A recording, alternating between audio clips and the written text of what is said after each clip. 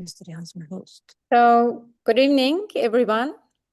Thank you all for joining us tonight.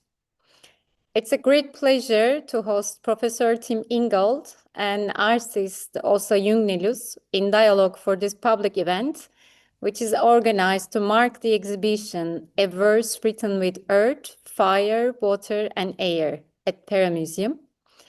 This exhibition, which opened in mid-September and it runs until January 18th, is the culmination of several intertwined journeys. The first journey is Åsa's personal path as a maker, starting as a glassblower at age 18 and continuing her work with marble. She views making as the only way of thinking. For her, the hands and the breath that shapes the material constitute a language she uses to communicate with the world. In the exhibition space, where I am actually currently in Istanbul, we conceived it as a landscape that evokes both stillness and density. And here, Åsa's recent glass and marble sculptures came together with 4 new works that are created specifically for this exhibition in collaboration with glass workers from Şişecam. And we invite visitors, the weavers, to reflect of this relationship between the maker and the material. Here in the exhibition, historical glass objects, archaeological finds, found materials, and hand-woven cords that you can see behind, rooted in nomadic traditions, are displayed together in a scaffolding structure built into the gallery space. This constellation, alongside the photographs documenting the artist's research into the obsidian fields in Bitlis, Van, and Kars, 3 different cities in the eastern Anatolia, invites us to reverse our vertical perception of time. The photographs in the exhibition depicting this journey were also taken by another artist from Sweden, Pera also, a photographer who accompanied us throughout this journey. Shaped through the interplay of glass, unsettling in its fragility, and stone, marble, powerful in its permanence, this exhibition can be seen as a tribute to those who compose their own verse with the help of 4 elements. That's how we envisioned the show with Åsa, since we started this journey 18 months ago. Another journey that we took together was to Denizli, a city in Western Anatolia. This was the place where we produced a series of works at Şişecam's handmade glass factory. And the other trip was to Eastern Anatolia, as I mentioned before, where we traced obsidian, natural glass born from the earth itself. This is the first solo exhibition of Åsa in Turkey, and we are really happy to bring together her recent sculptures that she produced in Sweden, in her studio, where we will visit tonight virtually, alongside a new series of works that were created in Turkey, together with Şişecam, one of the leading global glass companies. And this new body of work had 4 different results, but their general title was Breath. Throughout my time observing Åsa's working process in this, let's say, past 18, 19 months, I felt her approach to making resonated powerfully with the writings of Professor Tim Ingold. And we have been talking with her a lot about Professor Ingold's writings, and this led us to invite him to contribute an essay to the exhibition catalogue. And in return, Professor Ingold sent a beautiful essay titled The Bird of Glass, Some Reflections in Response to the Works of Åsa Jungnelius. Professor Ingold is Professor Emeritus of Social Anthropology at the University of Aberdeen. His work explores the interfaces between anthropology, archaeology, art, and architecture. He is the author of numerous influential books, including Making Anthropology, Archaeology, Art, and Architecture, and The Life of Lines. He is a Fellow of the British Academy and the Royal Society of Edinburgh, and was made a CBE in 2022 for services to anthropology.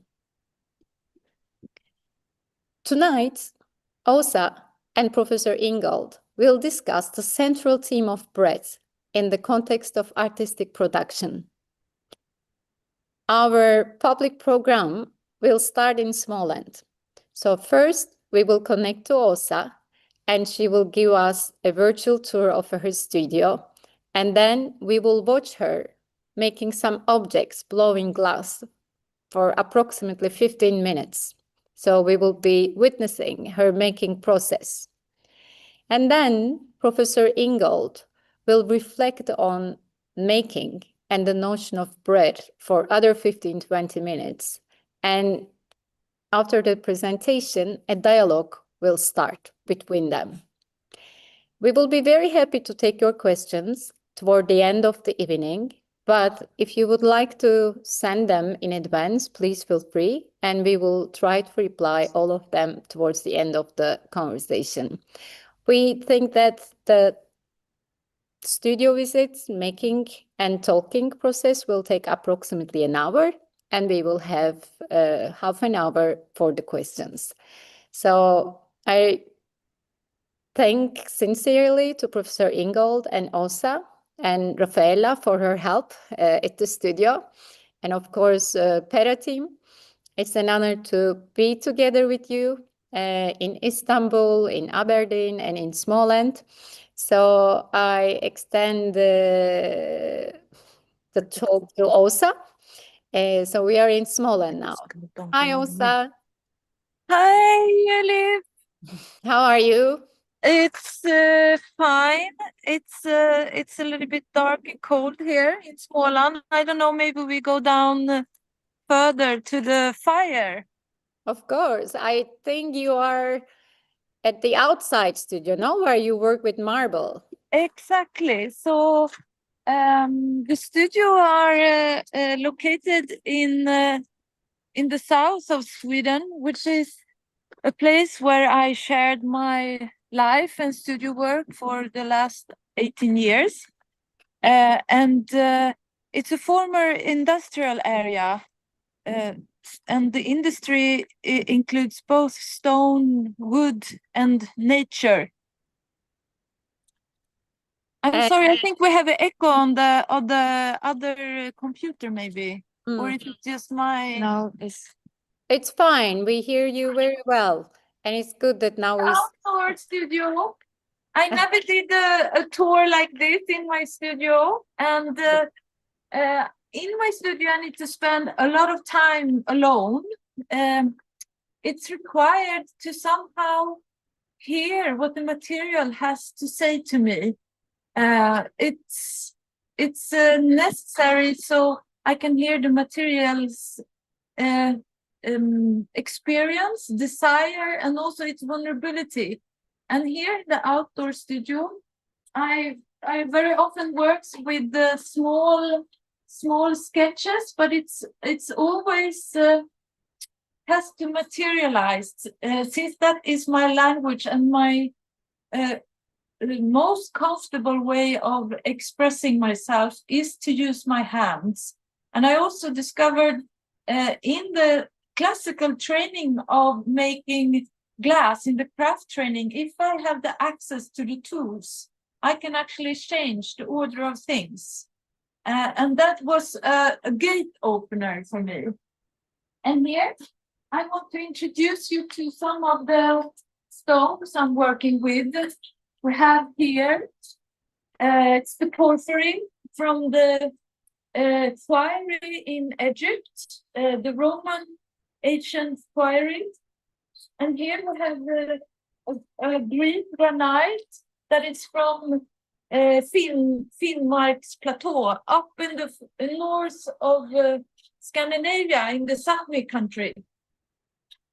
And the smallest, but maybe in this case the most important, is the little obsidian stone. But I only had a little gravel that I found in my pocket from our journey when we were in Anatolian. And this one is a very transparent one.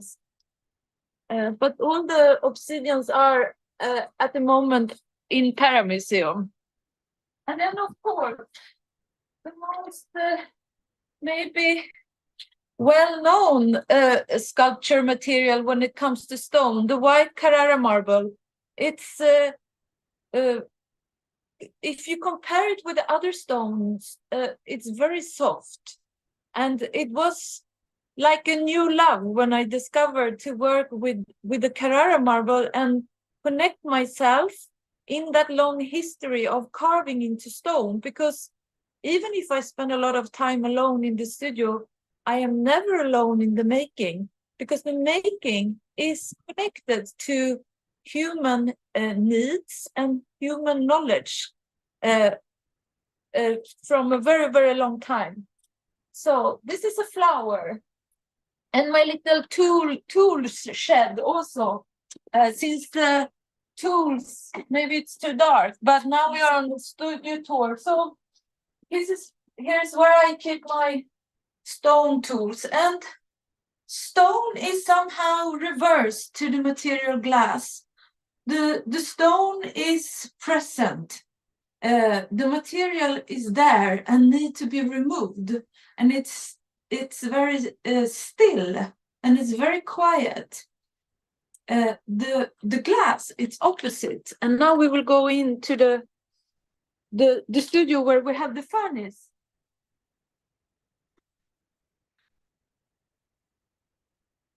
And to collect the breath, to use your mouth to blow the glass, and to make the bubble. The bubble is, in a way, nothing and everything in the same time. The bubble is like the seed. It's like the beginning to the whole, to the vessel that could carry.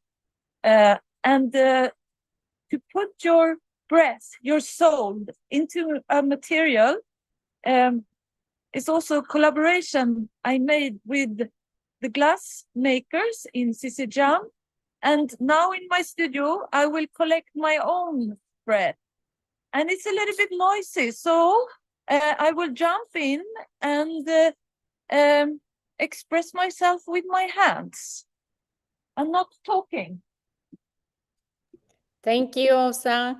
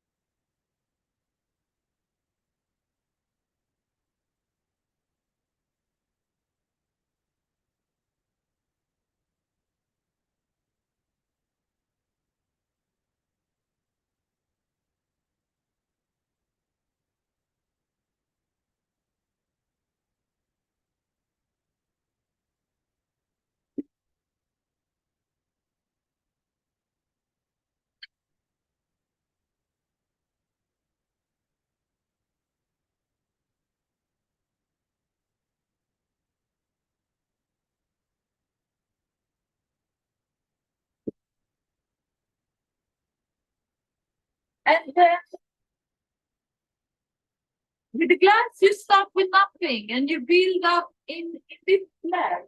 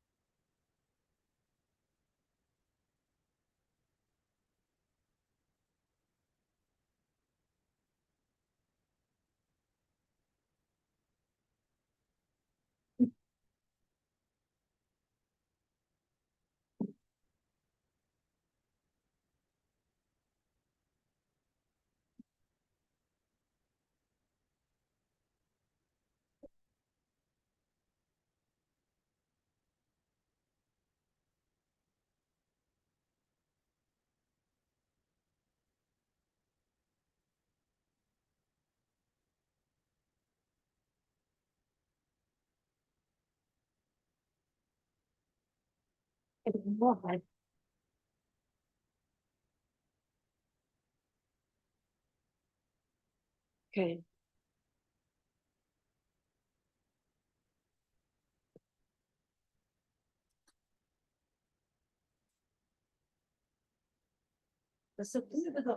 Mm.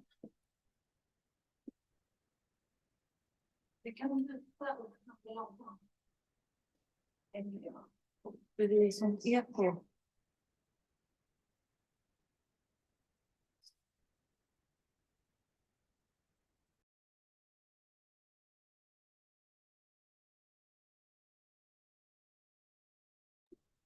Thank you, Åsa.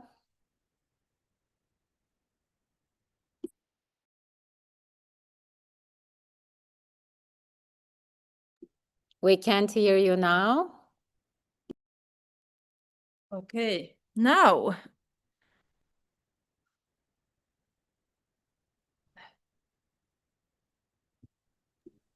Thanks a lot. Thank you. I can keep on working and you can keep on talking. I can keep on blowing with my breath. It's always hard with the first one. But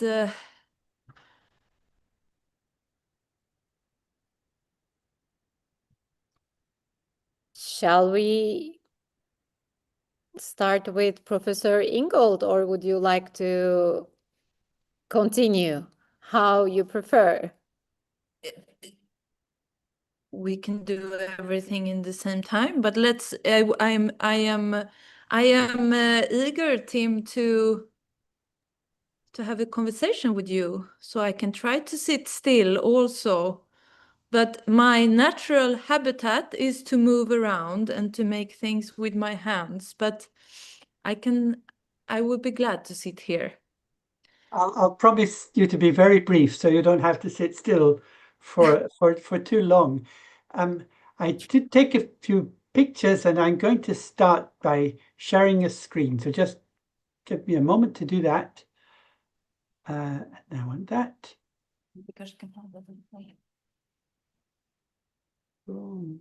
Slideshow from the beginning.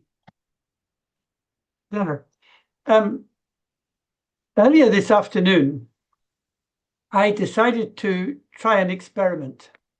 I decided to try and catch the wind in a glass jar. So I went out into my garden with the jar, and it being Aberdeen, where I live, it's usually quite windy. So I held the jar up so the wind would blow right into it. And there I am holding it. And then I put a lid on, and I brought the jar with the lid on inside, and I have it with me here. So I'll stop sharing just for a moment. Here it is. And this is the jar in which I caught the wind. I'm going now to try an experiment. I'm going to open the jar and see what happens. Absolutely nothing. What a disappointment. Nothing came out of my jar at all. And I think maybe that proves something, that you can't actually catch the wind in a jar. You can catch a volume of air, but you can't catch the wind, because the wind is actually the air's moving. And as soon as you catch it, why, you stop the wind. There's no more wind there. And I was thinking about that when I was also thinking about breath. I wondered, can you catch the breath in a jar? Because there's clearly a close relationship between breath and wind. When you're out in the wind, you're breathing the wind in, you're taking air from the wind into yourself, and then as you breathe out, you're releasing that air back into the wind again. So in our experience of air, air is not just matter in a gaseous state. It's the sense of actually being able to breathe. It's something we experience in our breathing. So if you're suffocating in a stuffy room and you say, there's no air, I can't breathe.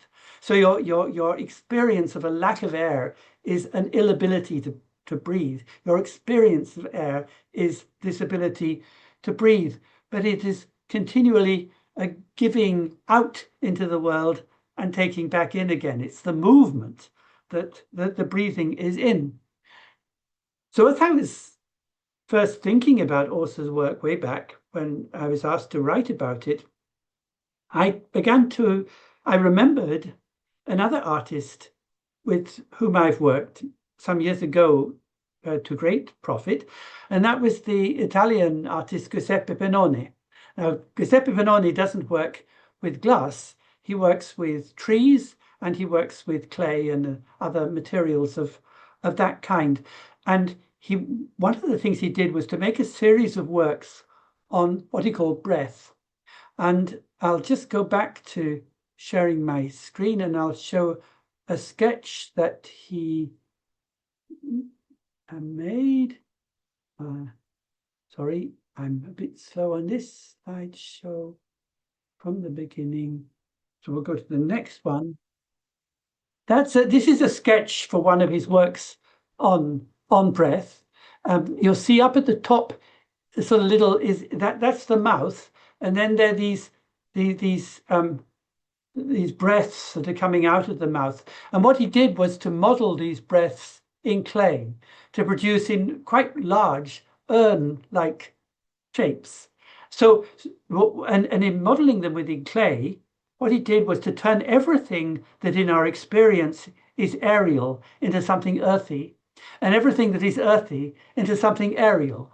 So where the mouth is a sort of cavity of air, he's got a lump of clay. And where the breath issues out, he's got this great urn of clay. But the body itself looks something more like a tree, because what he gets of the body is the aerial cavities, the lungs, the bronchi, the little alveoli where like leaves. So the human body, when you invert it in that way, turning everything aerial earthly and everything earthly aerial, begins to look like a tree. And that was his point, that the human body and the tree are kind of like inversions of one another, even to the extent that, of course, the tree takes in carbon dioxide and gives off oxygen. Our bodies take in oxygen and give off carbon dioxide. So we and the trees are like doubles of one another, and that's what he was trying to show. And I was just struck by this because it gives us a rather similar form to the kind that also blows in glass, but in this case it was molded out of clay rather than air. And it makes one realize that the human body is just as much aerial as it is earthy, that the fleshy bits and the aerial bits are so complexly folded into one another that it's almost impossible to separate one out from the other. But let me get back to this business about catching the air in a bottle. That when we breathe in, it's not as though we simply take in a certain volume of air. It's also that we take it in and then give it out again. We receive it in order to pass it along. And when I was writing about this, I drew a diagram, something like this, that breathing, it's a bit like breaststroke in swimming. When you're swimming a breaststroke, you first do a movement like this, which sort of gathers the water around yourself. And then you do a movement like this that propels you forward. So there's an alternation between gathering and propelling, gathering and propelling. And I think it's the same with breathing, that breathing in is not the exact opposite of breathing out. When you breathe in, you gather, and when you breathe out, you sort of draw a line forward. So I drew it like this. This is a breathing in, and then you breathe forward. Then boomph, and then boomph, in this rhythmic in and out way. And so these are not the reverse of one another. And I compared it a bit to looping and knotting in string. It's almost as though the breath is like a knot. Here I got a piece of string, and to tie a knot, I first make a loop, and then I pull the string through. So it's exactly the same sort of model, that you could think of the breath as a kind of knot in the fabric of the world. But that led to a problem for me, because I was thinking about the world we inhabit in two apparently quite different ways. One way is to think of it as a great tangle of lines that we and other creatures weave as we go about our life in the world. And the other way was to think about it as an atmosphere, as a smooth space of air, of sound, of light, of feeling that surrounds us. And the problem for me was, how am I to understand the relationship between the lines we draw as we go about our lives and the atmosphere in which we inhabit? And I came to think that the relationship is an alternating one, rather like us in this diagram here, that we take the world in as an atmosphere, and then we propel ourselves along our lines. So, for example, take the sailing boat. The sailing boat takes the wind in its sails and then creates a wake through the water in its movement ahead. So it's doing the same kind of thing, taking in and moving forward. And incidentally, you can't turn it around. You can't do it in the other direction. You can't really start with the moving forward and then propel yourself forward with the taking in. I mean, there are sometimes we do that, like normally when we breathe, we gather the air in and then we breathe it out. But occasionally we sniff, we do things backwards, but we can't keep that up for very long. It's the same as if you're going on a rowing boat and we just want to get off the shore. You start rowing backstroke to get yourself started, but then you get into the rhythm of the ordinary stroke to carry yourself through. So normally the movement of propulsion is on the outflow, on the breathing out. The movement of gathering on the breathing in, and that sequence then gives rise to time. I was thinking about the famous story of Aladdin and the lamp, where, as you know, Aladdin found this lamp, and he gave the surface of the lamp a rub, and out came this enormous genie. So this is like putting time into reverse, that the atmosphere actually emerged out of the lamp rather than being there from the start. But anyway, that's another thing. But getting back to what Åsa was doing, I'm wondering that what happens to this breath that is contained in a vessel that she's just blown. One of the things that strikes me very much about glass is that it is, or about glass work, is that it is profoundly neotenic. And by that I mean it preserves the features of having been just formed.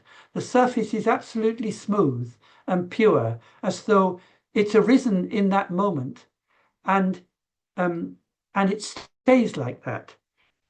Sorry, that's Aladdin and the lamp. And when I was writing this article for in connection with this essay in connection with Åsa's exhibition, I came to think of this sculpture. Here's a wizened old man carrying a baby, and of course it's sculpted from marble. And the thing about the old man is a bit muscular. He's bearded. He's a bit like a tree in some ways, but the baby is all soft, all rotund, all bubbly. He's a bit like a vessel of glass. But the difference between the vessel of the glass and the baby is that the baby will gradually grow older and become like the old man who's carrying him. But the glass vessel doesn't. It just stays like that until perhaps it eventually smashes or breaks.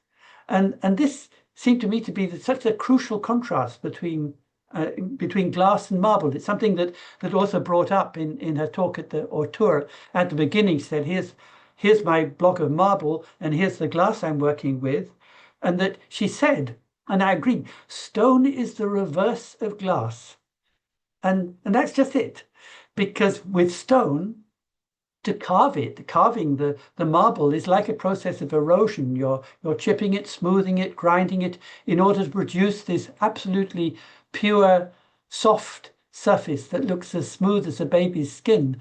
So that's done through a process of erosion. But with the glass, you blow it, and there it is. The form already all smooth, as if it was newborn, and then it doesn't change unless it breaks. So there seems to be a fundamental difference there. And I was comparing it then with what happens with the growth of fruit on a tree. Again, there's the same relationship between the fruit and the tree as there is between the baby and the old man. It's the same sort of relationship. There we have this beautifully smooth pear-shaped forms, very similar to the forms that Åsa blows, and produced in some ways through the same kind of process, but hanging on a wizened old tree, which is all branches and spikes and leaves that are going to fall off in autumn. But then I also thought about the soap bubble. I like this picture because it's a soap bubble that was blown by a great soap bubble expert on the promenade of Aberdeen Beach, where I live. So this is looking over the North Sea on the coast of Aberdeen, and this enormous bubble, which will eventually burst. And so, unlike the glass vessel, it doesn't hold its form. It's a temporary thing which will then suddenly give way and vanish completely, vanish back into the atmosphere. So, and then I was thinking of the balloon. If I blow up a balloon, that's different again, because it's all stretched, and if I put a pin in it, it will burst with a bang, and perhaps I will feel the air coming out of it. So I was really interested in these sorts of comparisons where you had the glass, the marble, the fruit, the glass, the bubble, and the balloon. And they all seem to involve a different kind of relationship between the form and the material. And that's something that I would quite like to talk about. So there are a few ideas, that maybe enough to get a conversation going. And I think I'll leave it at that. And I'll stop my sharing and you can see me again. Thanks a lot, Professor Ingold. This was so nice, the journey of breath. I mean, I also, before passing the word to Åsa, would like to quote myself from my text, because in the catalogue, I mean, my catalogue essay is not really a theoretical approach, but it's more like our travels log. We have been traveling with Åsa, and I wrote 4 different chapters, and each of them had, you know, like the title was a natural element. And in the air chapter, I was describing basically our last trip to Şişecam's factory and my witnessing of Åsa working with the glass blowers there and making these vessels containing the breaths of all these different people who were incredibly gifted craft people. And somehow, you know, it was so impressive for me to see how one person can dedicate a lifetime to a material and just repeat a simple act over and over again, looking for perfection, and how we can use a simple object, a simple form, to honor that act of simplicity and actually present it in a different context where, you know, it can have a different meaning. So in that chapter where I end the air section, I say, I mean, I'm talking about the Şişecam works. Then we filled pages of sketches with the exhibition space, thinking how to put the works from Şişecam in dialogue with others. These sculptures, derived from an intervention in the making of functional objects, all held something impossible to hold: air, a mixture of gases invisible to the naked eye. When we breathe, air enters through the mouth or nose, travels through the body, and leaves again. It is also said the soul enters the body with the first breath and leaves with the last, a physical act inseparable from a metaphysical essence. So that was my last thought about the air and making of Åsa and all the other craft people. So Åsa, the floor is yours. Yes, thank you.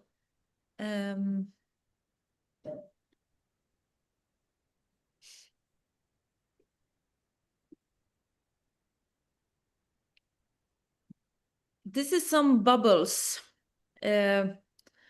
and collecting the breath and the collaboration we did in Şişecam,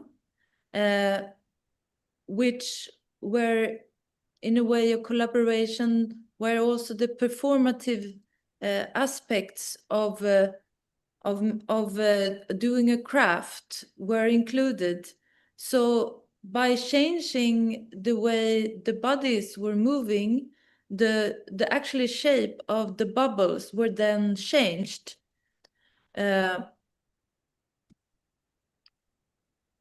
in the exhibition, we also have a historical artifact, and that blue bubble, it's one of the first glass bubbles. It's found in Syria, and I am so curious how it all began somehow, because we still do it in the same way, that actually think about blowing into the material. Tim tried to collect the air in a jar, but how do you actually start to think of, okay, if I blow into this material, it will actually take a shape? All glass blowers are connected with their mouth somehow, because they needed to make the cavity, which is somehow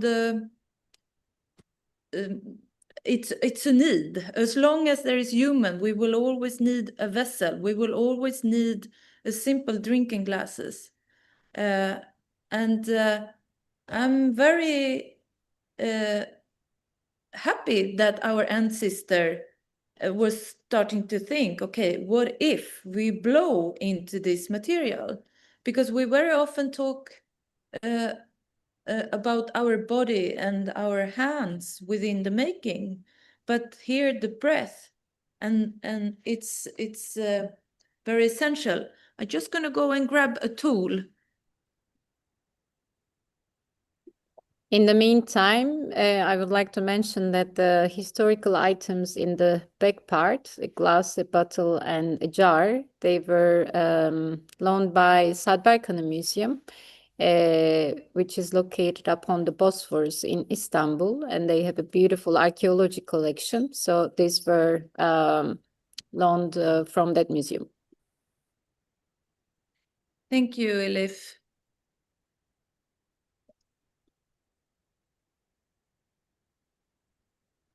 So this tool is like an extension of my hand. I can squeeze the material and I can shape it. It's like my metal fingers, but maybe most of all, it's also the moving around and always turning, because all the time when you work with glass, you also work with the gravity. So it becomes a pier or a hanging body part. As soon as you just follow the material, that is its natural shape. And very often when I make both my sculptural work and functional, I am somehow not going against the gravity. I am trying to follow it as much as I can. And when I say the bubble is nothing and it's everything, because the bubble is beginning. It's like the material's own breath. It's the necessity for actually its existence somehow to become the cavity and to become this vessel, something that can carry. But it's also nothing, because it's a bubble. So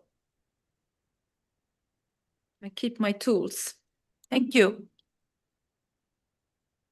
I don't know my history very well, but glass blowing was developed fairly late in the history of glasswork. Well, the Romans had it, and there must be others before that. But the ancient Egyptians were making vessels out of glass, and they had no idea how to blow glass. I think they molded it around. They produced a core of earth and straw.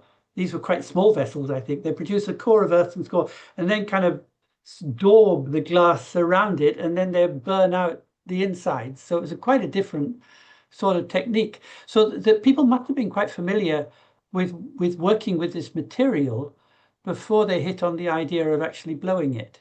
Is that right? Yes. Also in the exhibition, we have a vessel that is also from Sadberkanı Museum, that it's a vessel made with this core of clay where you actually somehow you shape it in small pieces and then you melt it. And that was much earlier than the actually blowing. Because to blow, you also need to pick up a piece of iron with a hole in it. You need the blowing tube.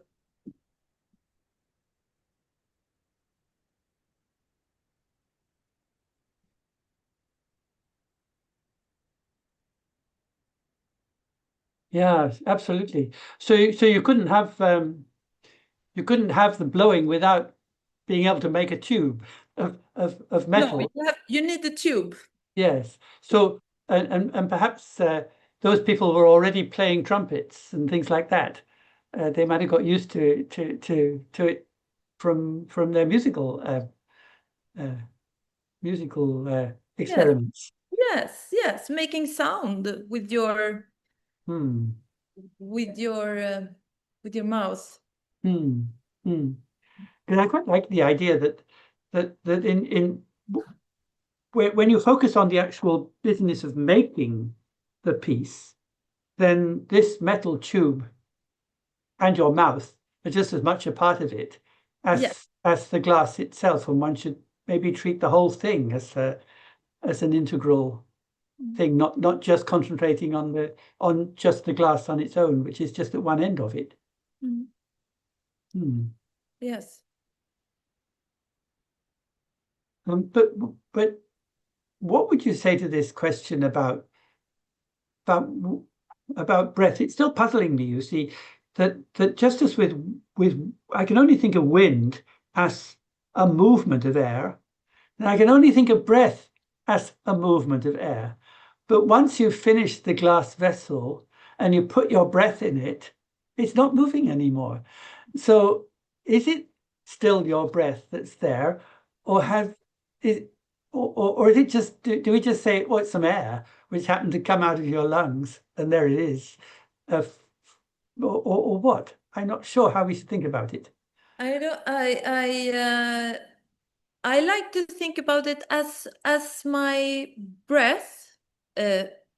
Maybe if my breath is also part of my spirit, your spirit, all human spirits, it's like a mark. If I push my hand into wet clay, it makes a hole.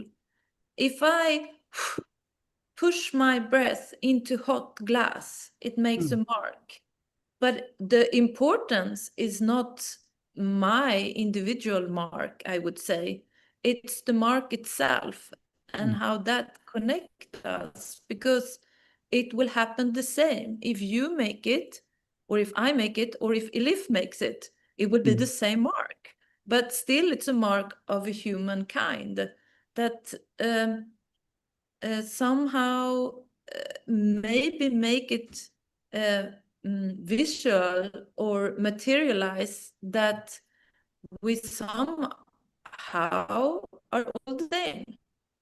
We are not that special. Oh, you're frozen a moment.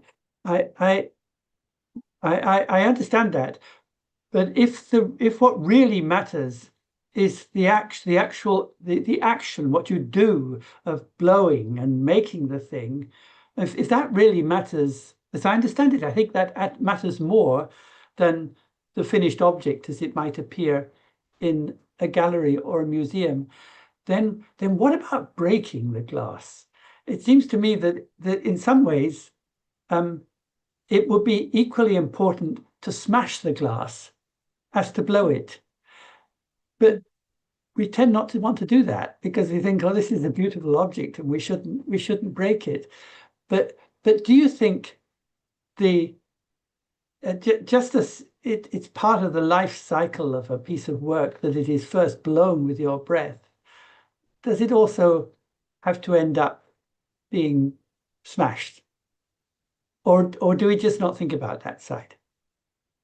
Oh, I think we always need to think about the smashing, or that we actually somehow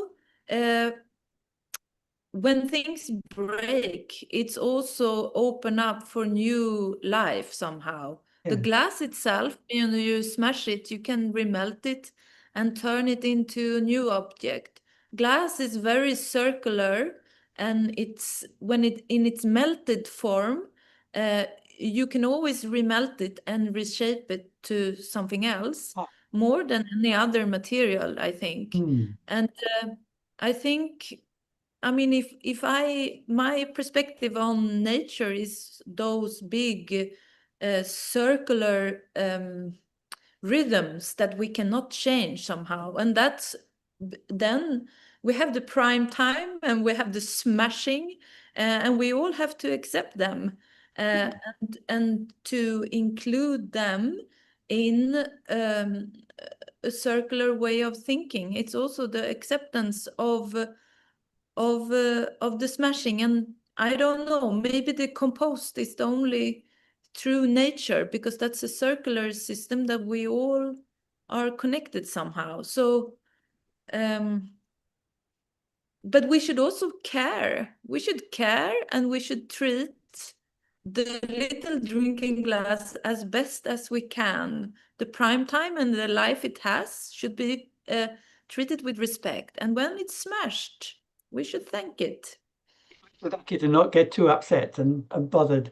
But then the other thing is that I can go walking on the beach and find these beautiful bits of glass that had started life as everyday bottles, have on board ships, had been gone overboard, and then over heaven knows how many years have been gradually eroded so that they look exactly like pebbles, only they're shiny and very beautiful.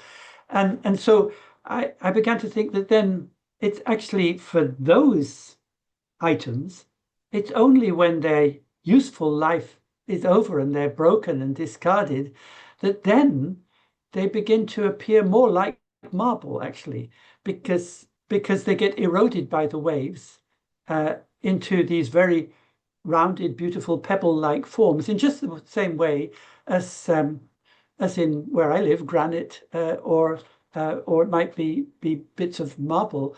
And so at that point, the career of glass and the career of stone are no longer different. No. They are reaching out to each other in the shape of the pebble, maybe, because those glass objects you find on the beach that are grinded by water and sand, they have similarities to the stone. Yes. The stone and the marble by itself, it somehow never disappears. When I'm working in the marble here, for example, I have this white sand everywhere, but it never disappears. It just goes into small, tiny pieces and start to move around freely and with their own will, it seems, nearly. One thing we haven't talked about at all. They Oh, sorry. that stage. Sorry, you first. No, one thing we haven't talked about at all is the fire and the furnace and the fact that so when you're working with glass, you're working at very high temperatures. It's almost as though you're producing. I mean, the obsidian is produced in volcanic eruptions when material cools very, very quickly, and in a way you have a little miniature volcano in your studio, and you're doing exactly the same thing. So it's again, when you were talking about how stone is the reverse of glass, it seemed to me that the reversal is partly that you're looking at different bits of geology. Like if you think of, on the one hand, we see all these solid rocks around us of granite, basalt, and so on, that originally they're igneous rocks and they came out of volcanoes, but then they're very slowly eroded and so on. So with glass, it's as though you're starting with that igneous moment of the eruption, when the molten material is very, very quickly cooled. But with marble, it's as though you're going a bit further down the line in geological process. Things have sedimented, a lot of erosion has happened, and you're simply carrying on with that process of eroding further what has already been eroded. Does that make sense? So that in that way, with glass, you're getting closer to the birth of things. Yes, yes. I think the fire is to start working with glass. The fire is the first love somehow, that you are actually can shape things with heat. It's very it draws your attention. It needs your full attention. Otherwise, you burn, you hurt, and maybe also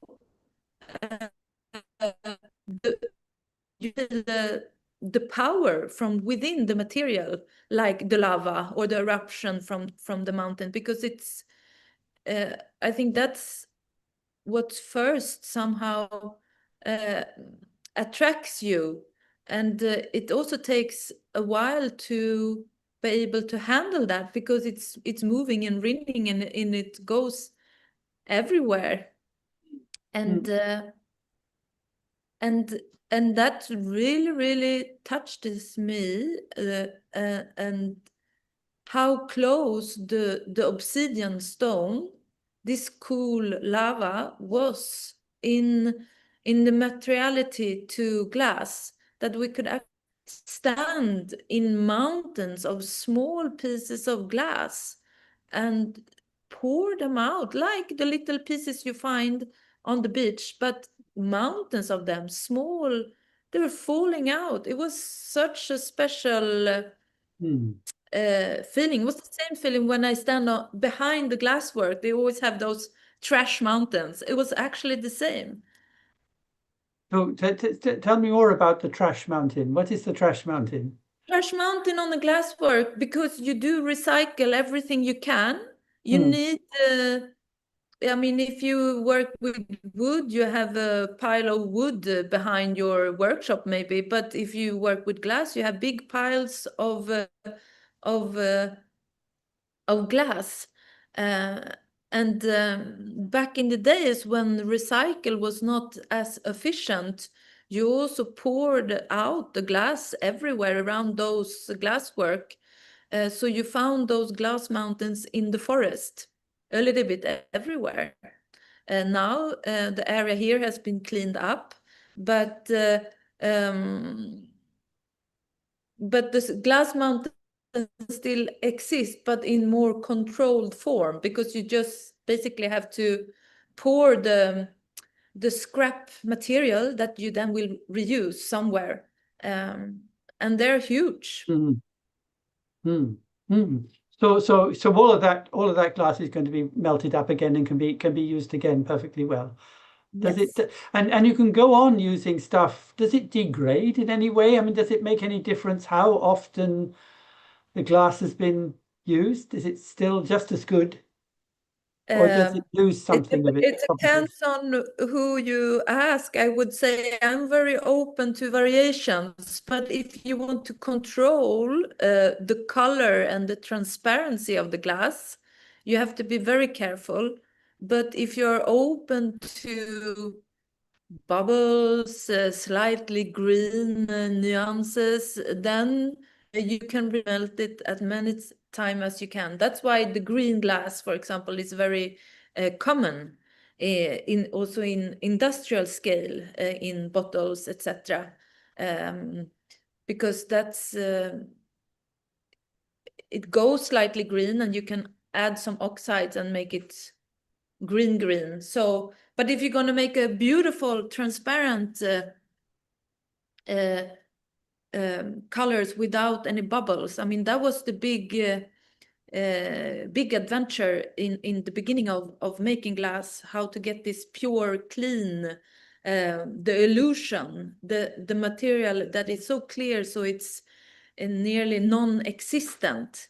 People killed for those recipes because it was magic.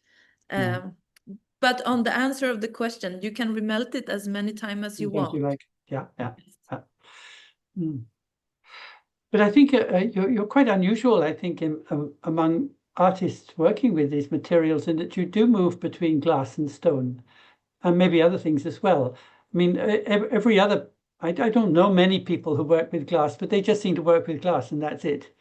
And they don't move between that. And so I was going to ask you, since you're moving between glass and sculpting with stone principally, how easy is it to do that?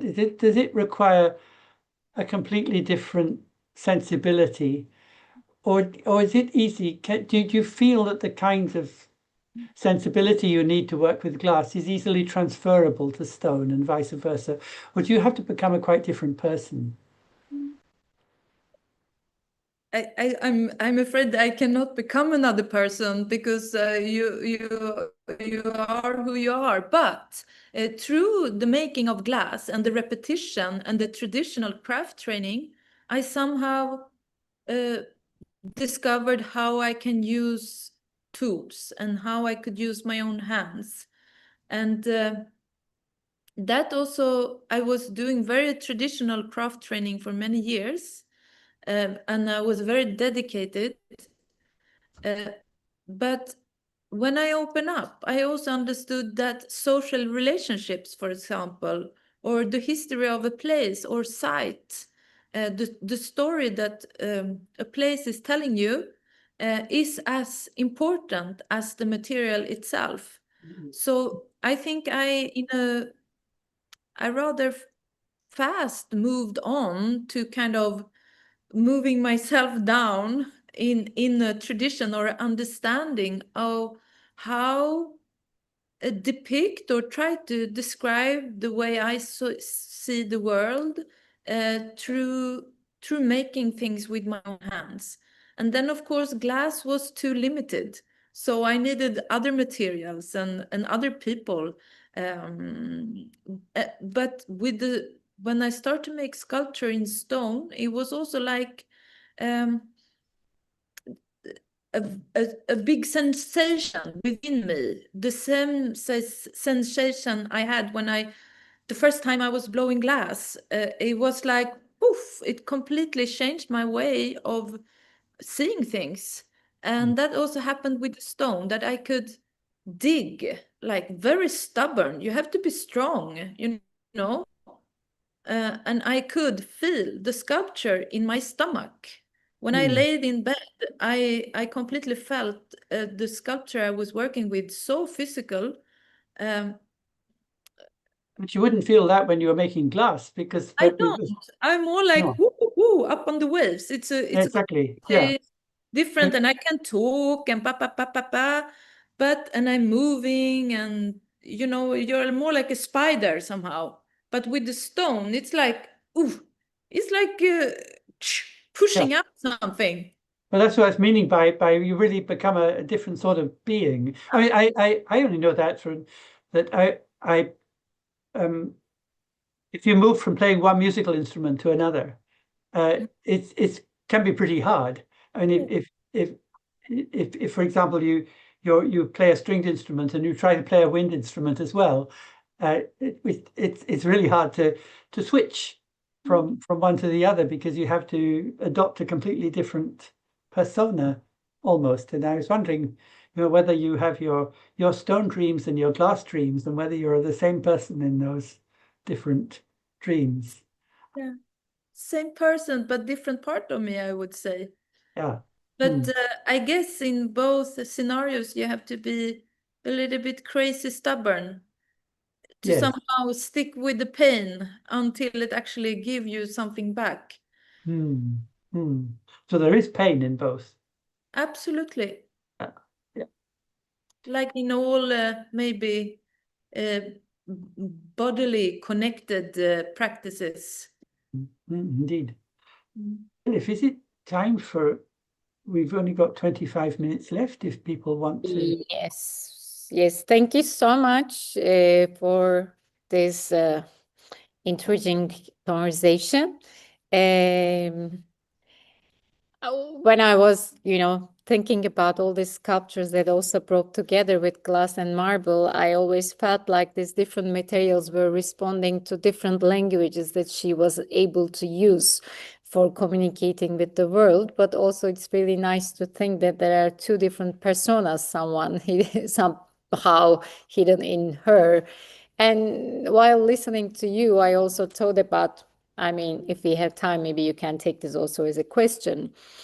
It made me think about the tension between the perfection and the unknown, because you were giving the example of the instruments. And, I remember one of your talks mentioning about how to play a suite that you already, played multiple times. But until the moment that you start playing, you actually don't know. And it's a similar maybe act while she's blowing glass, because I remember also saying that this is something that your body learns. So it's not like that you learn with, your mind. It's like your body, you need to repeat so many times that your body knows what it needs to do without you thinking, and it becomes just as an extension of your being itself. But even if that repetition brings somehow perfection, also the moment that you act, it's totally unknown, and there's a huge tension there. Because as she was saying, she needs to act like a spider maybe, and it's like a choreography. There are so many people involved in a larger scale of production, and it requires an incredible harmony. It's like I remember watching them in the factory. It was like watching a ballet or something. So but we also have some questions from the audience, so maybe I start with them. And then if we have time, I will leave this question open. So the first question is, what do you learn from the materials themselves? And how can this way of listening to materials change how we relate to world today? So this is the first question. If you want me to repeat, I can repeat. I will read once again. What do you learn from the materials themselves? And how can this way of listening to materials change how we relate to the world today? So this is our first question. Sounds like a question for you. Yes. Yes. I think what I can only talk from my perspective, what I learn and have to accept its own speed or the tempo, the circular time. It's connected with every material. And if I don't follow that, I can also work against it. Somehow I need to know it. And that I learned from having, what should I say? Maybe it sounds weird, but having a close relationship with the material, I learned from that. And especially with the stones, they also have a color, they have a taste. When I work with it, I taste that site. Even now I'm here in Småland, I can have the flavor in my mouth from the dust. So what do I learn? I think I learned to be somehow humbled and grateful for the time we're having here, because it's very short. The material world has such a long perspective in time, and we are short here on this earth. I think just to follow up on that, I would say that when with the bigger question about, well, what does this tell us about how we should relate to the world today? And I think what you're saying about materials is important, because particular objects have their own they were made at a certain time, they might break and then be thrown away and dug up by archaeologists, but the materials themselves carry on, as you said. And it gives us a different perspective on life and time, to think of a world that is not formed into different objects, but to think of a world that is is continually on the boil, that where materials are continually forming, mixing, mutating. I do think this gives us a different perspective on the world than the one that is predominantly, let us say, object-oriented. In a culture that is dominated by a commodity economy, we're always thinking in terms of objects with certain fixed forms, and we forget about materials. And whenever you move, I've done this with my own students. You take say a saucepan in the kitchen and say, well, is this a saucepan or is it a piece of metal?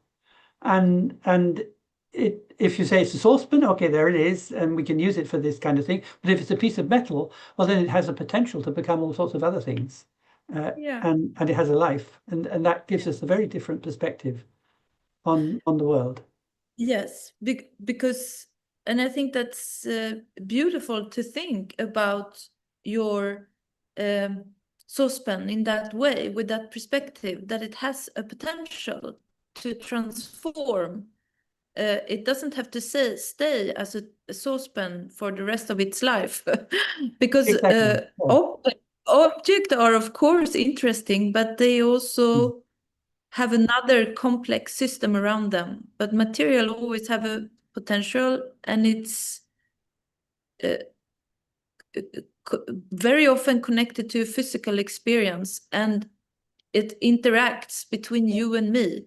I hand you the saucepan, then you and me we are somehow connected. We have to interact, and the material, the piece of metal, are then helping us. And we stir the soup. Yeah. Okay. We stir the soup. So we have another question. I'm reading. Graham Harman's object-oriented ontology, OOO, highlights how the transparency of objects, such as window glass, often leads us to treat them as mere mediators rather than autonomous entities. OOO, object-oriented ontology, posits that these objects possess a deep reality or non-human objecthood independent of human correlation. How do you evaluate object-oriented ontology's claim regarding the autonomous being and ontological status of seemingly transparent and mediating objects like glass? Yes, maybe this sounds like an academic question, and I have to play my hand. I think OOO, this object-oriented ontology, is some of the most arrant philosophical nonsense I have ever come across. It is completely ridiculous, and I really have no time for it.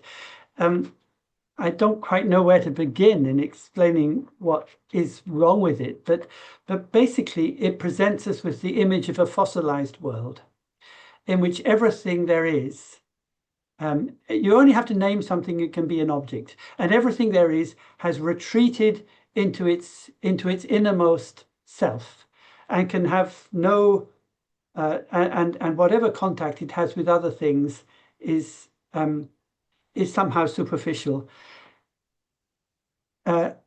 It to my mind is completely misses the essence of a world that is alive and where materials are moving and transforming and mixing. In an object-oriented ontology, you can't have that.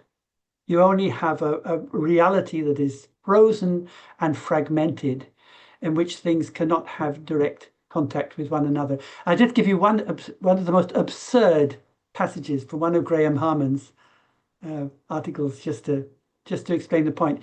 He imagines somebody living in a shack with a corrugated iron roof, and it's raining hard. And he says that the rain can have no immediate contact with the iron of the roof. That there's the rain, that's one object. There's the iron roof, that's another object, and each of these fundamentally retreats into itself. And you think, what on earth does he mean by calling rain an object? You know, does he imagine somehow that these drops of rain are standing in midair as though you've frozen time? And then he says, well, anything you name can exist, but one thing can't exist, and that is time.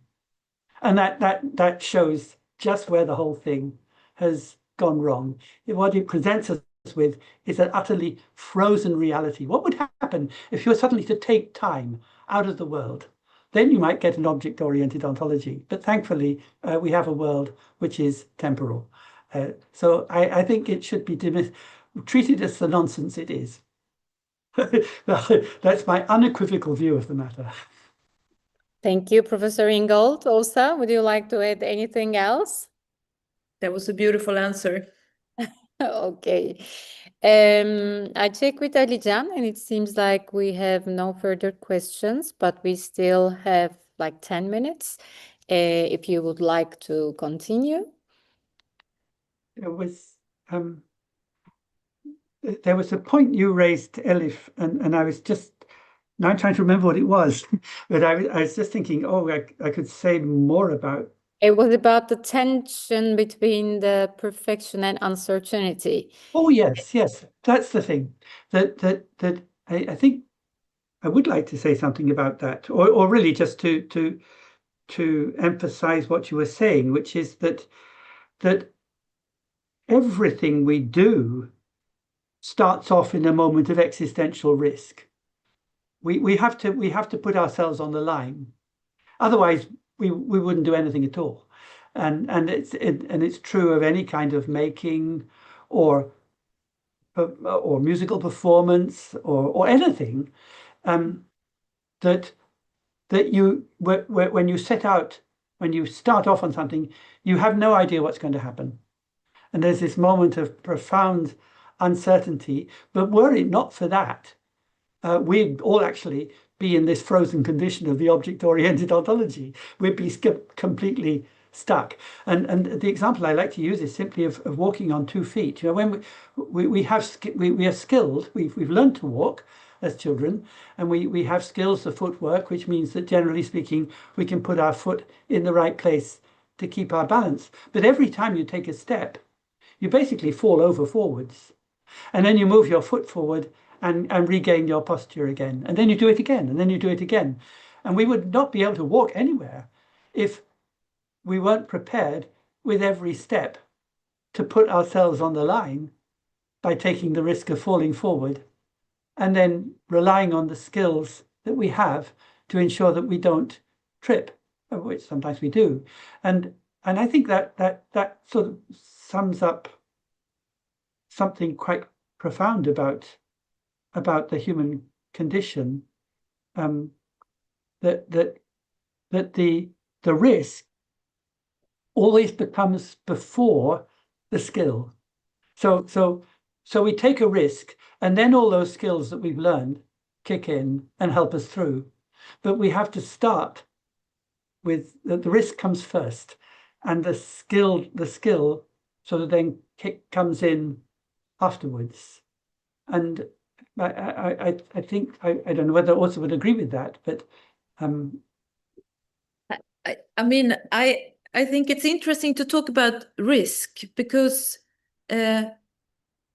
for example, when I make an art piece and when I put myself into that, if I don't feel a risk, it's like dead.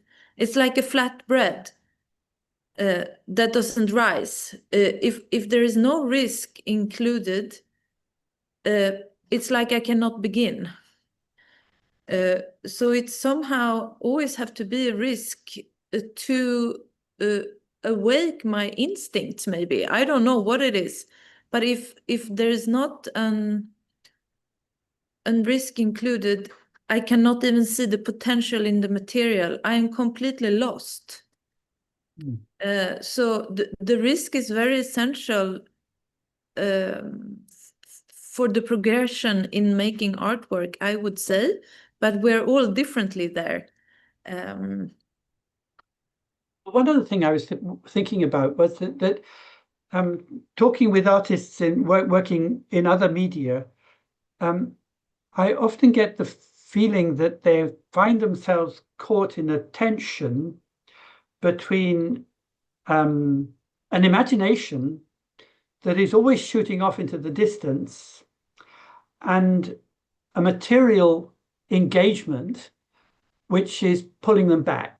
The materials, working with materials involves friction, it's often slow, lot of physical work, whereas your mind is always racing ahead. And I know I experience that all the time, that the most stressful, I work with words, and that the most stressful part of it is that you feel that there's something you were going to say and it's just shooting off, and it's going to disappear any moment. But writing this stuff down is so slow, and you're caught in the middle. Is that something you experience in your work? Yes, I mean, words are also material, I reckon. So it also take a long time to process it to the point where you want it to be. But absolutely, and I will talk about somehow the gut feeling, because I think I move from within, from the starting point, from my stomach. And then the rest of the body is following the mind and the other emotions. But the gut feeling is the first way how I orientate myself. And then I can capture a feeling or a state of mind, but I have no idea how to actually create that or capture that feeling. That is very often completely, it's hidden for me, and that's the risk. I can feel it, but it's hidden, so I have to work. And even if it's so heavy and it's hours, that's all the lonely hour in the studio. I have to keep on working, because I have to see if I can find that feeling that my stomach showed me, and it's hidden. Sometimes it's hidden for a long time, but most of the time I happily found it and capture it, I believe. Do you find it stressful? Do you find the work stressful, or is it relaxing, or a mixture of both? Perhaps? It can be both. In the bigger perspective, it could be stressful, and because you are lost. It's like being out on the Atlantic Sea. Should I find the other side or not? And that's not only fun, but I could never do anything else than what I'm actually doing. So I guess I'm on the right path. But the stress could then be that you actually spend a lot of time being completely lost. And that's a must, because otherwise you have not risked anything. So I don't know. Do you share that experience? Oh yes, and the image I always have at the back of my mind, which actually comes from the philosopher Michel Serres, is of a river.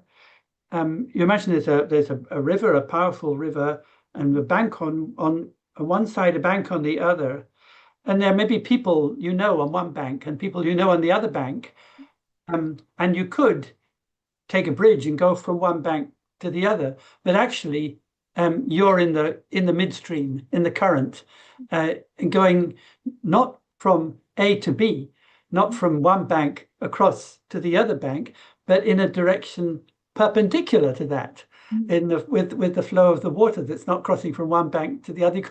You can't even see these two banks, and Michel Serres talks about what it feels like to be swimming in the river, not even aware of the bank on one side or the other. And it's a completely different river from the one as it appears to the people standing on one side or one bank or the other. It's like another river.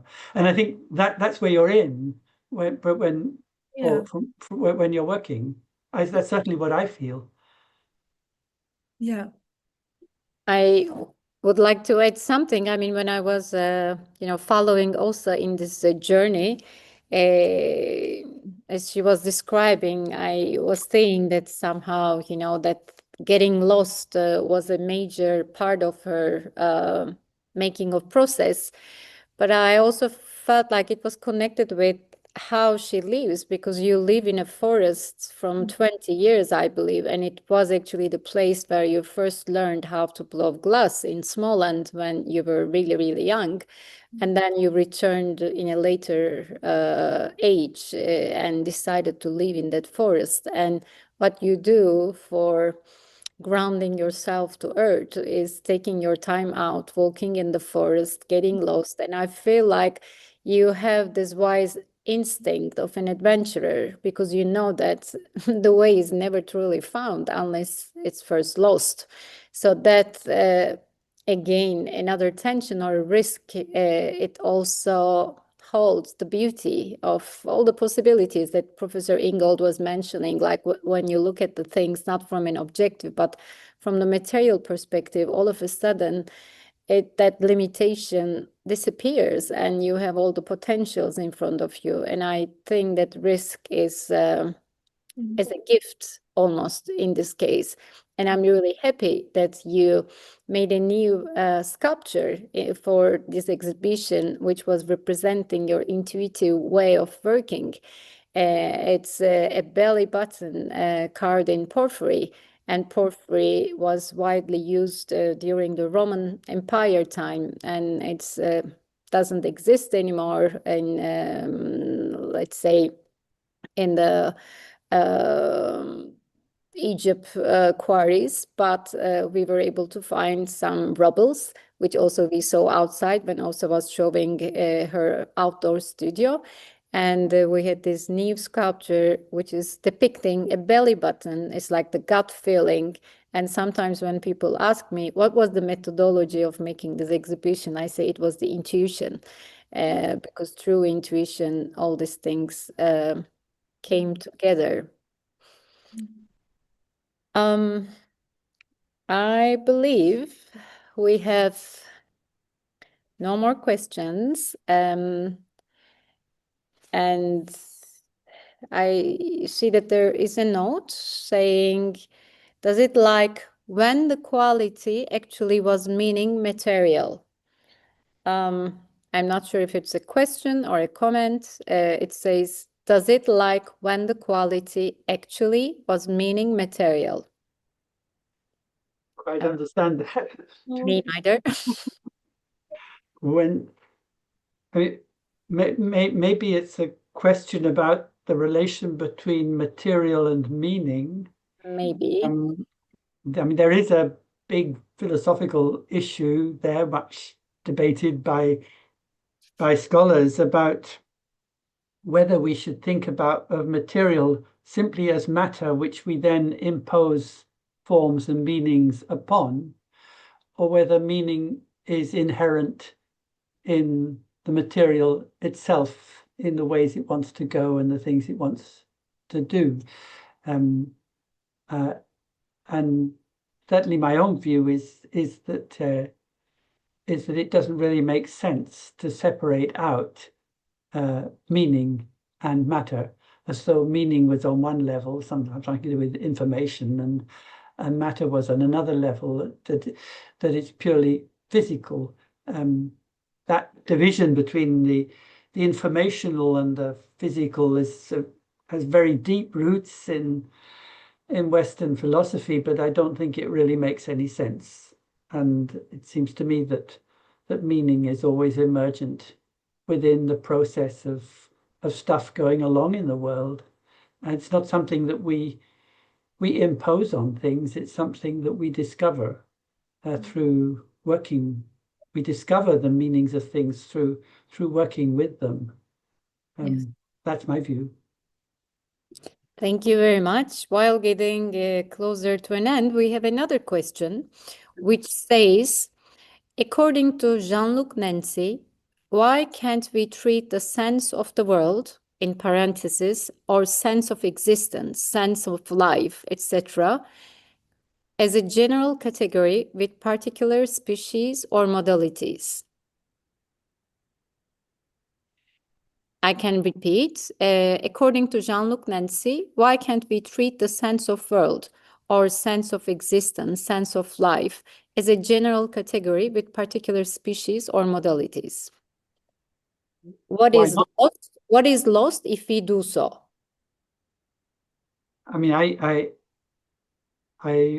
on the whole, like Jean-Luc Nancy's work, and I think it's not always easy to follow, but I think I'm on the same page as him. I don't think it helps to categorize things.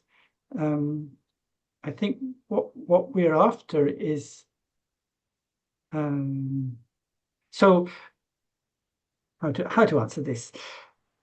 We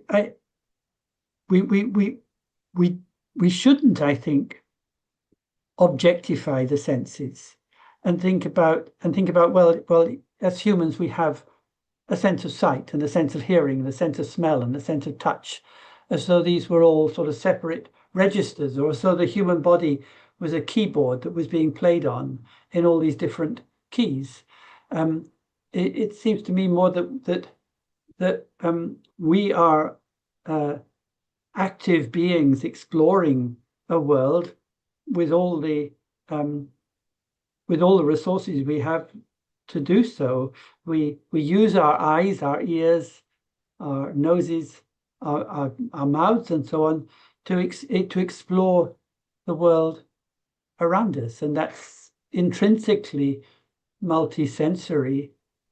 And in fact, how you divide the senses up is kind of arbitrary. We know from anthropology that different people, different cultures, as we would say, divide it up in completely different ways, if they bother to divide it at all.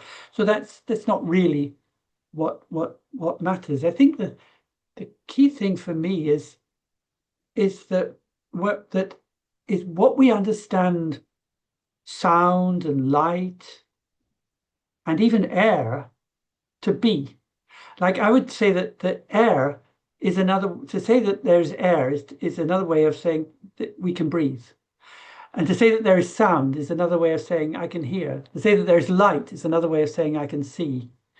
And we need to get back to that sense of sound and light as fundamental dimensions of experience, not as forms of energy that are being transmitted, as the physicists say, but as fundamental forms of experience. And it's quite interesting with glass, because just etymologically, this word comes from, I'm trying to remember, I think it's cognate with the word glow. It refers to its shininess. So glass was called glass because it was experienced as something that shines.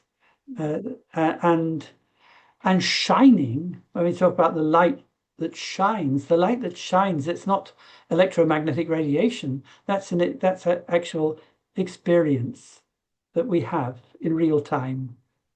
But that's as far as I can go on that one. I don't know if Åsa has anything to add. No. They sound like typically academic questions that are a bit far removed from actually doing stuff, in favor of doing stuff. Yes, it's even hard to imagine how to separate the senses from your mind and intelligence. They're always needed somehow.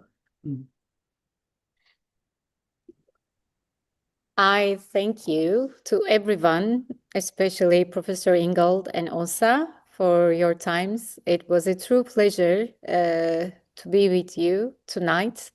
And thanks a lot, Professor Ingold, for accepting our invitation to write an essay for Åsa's catalogue, and also for being with us and just, having this conversation with her that I believe makes a full sense for the exhibition that is still open in Istanbul. So I would like to also invite our visitors who are able to travel to Turkey or who are already in Turkey until the 18th of January, please come to visit the exhibition at Pera Museum until the 18th of January, it will be open. And this will give you an opportunity to physically see the, let's say, physical forms of Åsa that followed her thinking process. Thanks a lot for listening to us, and I wish everyone a good evening. Thank you, Tim, and thank you, Elif. Thank you. Thank you. It's been fun. Yeah. Okay. Okay. Well, bye-bye. Bye-bye. Have a nice evening.